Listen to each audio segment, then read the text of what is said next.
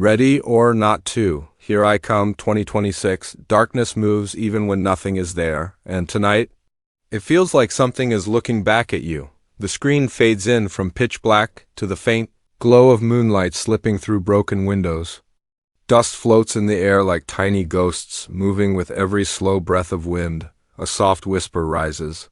Not words, just a sound that feels wrong, as if the house itself is trying to speak. The camera glides through a long hallway where torn wallpaper hangs like dead skin, and dried handprints smear across the walls. At the end of the hall, a wedding portrait lies smashed on the floor, faces cracked, eyes missing, frame bent as if someone tried to break it in anger or fear. A single match strikes. The quick burst of flame cuts through the dark for a moment, lighting up an old wooden table. On it lies a carved symbol, shallow but clear, as if someone scratched it in with shaking hands. The flame flickers, throwing strange shapes across the room. A slow, cold voice cuts through the silence. You thought the game was over. The camera moves closer, focusing on an old yellowed envelope resting beside the symbol. The wax seal is broken, and the paper trembles slightly, as though touched by a breath that doesn't belong. With a sudden gust, the match burns out.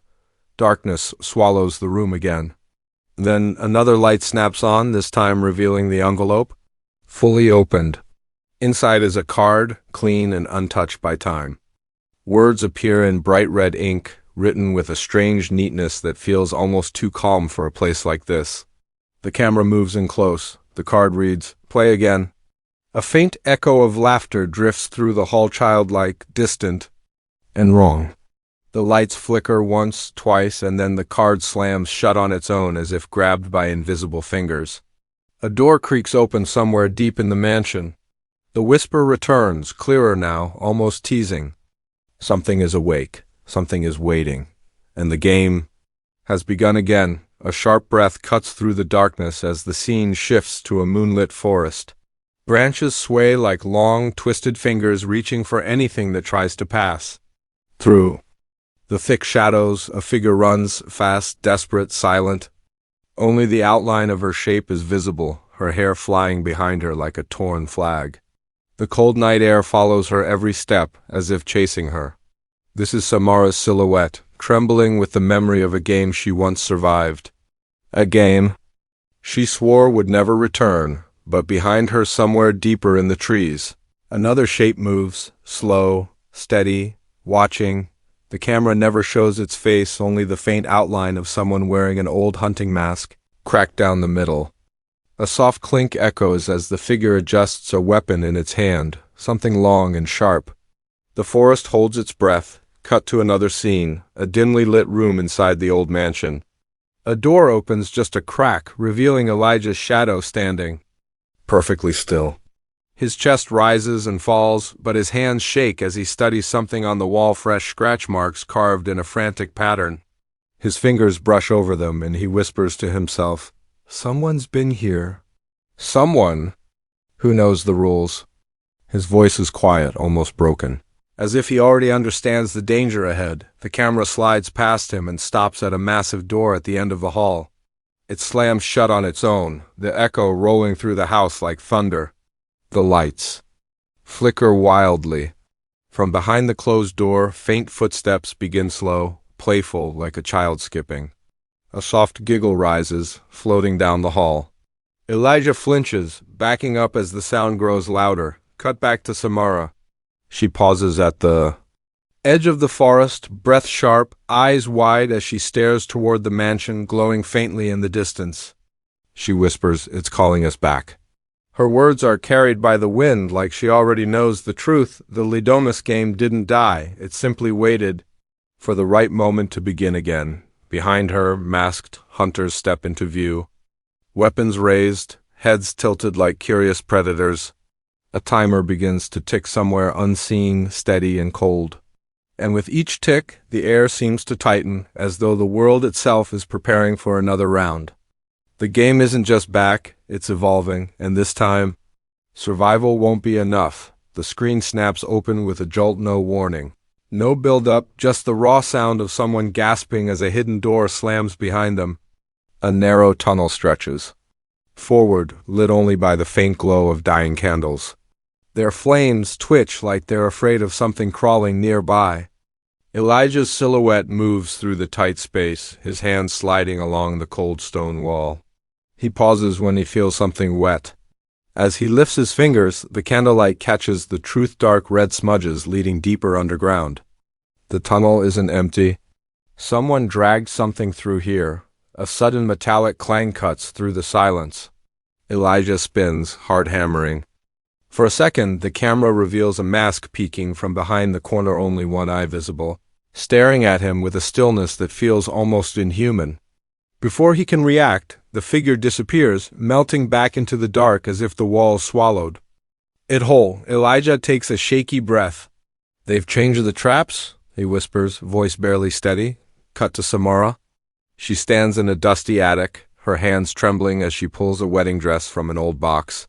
But this dress is wrong. The lace is torn, the bottom soaked with dried blood. When she lifts it, something heavy falls out, a silver bell. It lands with a soft chime that feels far too gentle for a place filled with death. The chime echoes across the room, and then the floorboards beneath her feet vibrate. A hidden mechanism clicks. She leaps aside just as a massive blade drops from the ceiling, slicing the box in half. The bell keeps ringing, slow and haunting. As if someone is winding a toy in another room, the scene cuts fast. A masked figure dragging an axe across the mansion floor, sparks flashing as metal scrapes stone. A hallway lined with mirrors. Each reflection showing Samara, but none moving the same way she does. A countdown timer, flashing red numbers. Wired to a trap that no one has seen yet, a whisper grows louder, almost chanting now. "Run. Run, run." But the most disturbing moment comes when Samara stumbles into the mansion foyer. The ritual circle from years ago burns again, this time with symbols glowing like fresh wounds. The fire twists upward, forming shapes that look almost like faces screaming without sound. The air warps, thick and heavy, like the mansion itself is alive and hungry. The lights cut out, total darkness. Then a single voice, trembling but clear, fills the void. Elijah says, "This isn't hide-and-seek anymore, it's something else." His flashlight flicks on, shaking in his hand. In the beam of light stands a mask he's never seen before, one carved from bone. Smiling wide, waiting for him. The game is no longer just a hunt, it's becoming a ritual. And the mansion wants new players, or new sacrifices. A long, aching silence fills. The screen's so heavy it feels like the air itself is holding its breath. Then a faint glow appears, slowly sharpening into Samara's eyes, wide, terrified, frozen. The camera inches closer, but she doesn't blink. She doesn't move. Her pupils tremble, reflecting a shape behind her that the viewer can't quite see. The world around her is completely still, like time has paused just for this moment. Then a hand shoots out of the dark and grabs her shoulder. The screen cuts to black instantly, the sound of the grab echoing like snapping bones. For a moment, there's nothing, no music, no breathing. Only the deep, uncomfortable quiet of something waiting to be revealed. A soft scratching begins. Slow at first, then faster, climbing into a frantic rhythm. The black screen brightens as the camera reveals a floor covered in dust and lines being carved into it by an unseen finger. 1 line 2, 3, forming a symbol. The same symbol from the opening section. The dust swirls as if pulled by breath. From something that shouldn't be standing so close, a door creaks open somewhere in the mansion. Footsteps shuffle forward, light, almost playful, like someone skipping. A child's giggle echoes faintly, but it's distorted, stretched. Wrong. The camera turns toward the mansion staircase, where shadows move without their owners. A figure steps forward, but their face is never shown, just the shape of a body wearing a wedding veil stained with old blood. Sudden flashes hit the screen. Samara dragged down a hallway, fingers clawing at the floor. Elijah smashing through. A locked door screaming her name. Masks hanging from the ceiling, each one turning slowly toward the camera. A timer hitting 0. Followed by a blast of wind that snuffs out every candle in the mansion. Silence again. Heavy. Final. Then A whisper curls into the darkness, soft but sharp enough to cut through bone. Ready or not. The screen explodes into the title card Ready or Not 2. Here I Come 2026. The letters slam onto the screen like a final heartbeat.